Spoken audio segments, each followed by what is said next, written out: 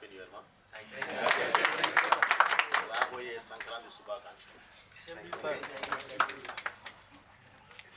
జీవితంలో మనం ఏదో వచ్చాం, మానిటర్ ముందు కూర్చున్నాం, మనకు జాబ్ ఇచ్చారు, చేసుకుంటున్నాం, వెళుతున్నాం అని కాకుండా ఇయర్స్ మారినంత ఈజీగా మనం కూడా జీవితంలో పైకి రావాలి.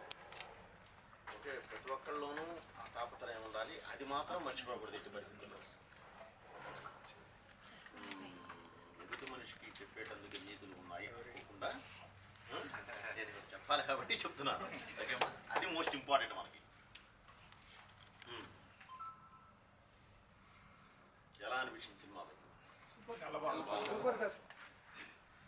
ఒక స్థుతి కాదు లేదు మా, చాలా మంచి. ఏంటంటే ఇప్పటి వరకు ఒక సినిమా చేసాము అని అంటే ఒక అప్రిషియేషన్ ఉంటుంది, సినిమా బాగా చేశారు, సోన్స్ అని. కానీ ఈ సినిమా తర్వాత మనకి వచ్చే రెస్పెక్ట్ వేరేగా ఉంటుంది. బికాస్ ఆఫ్ మనం టచ్ చేసిన పాయింట్ అలాంటి.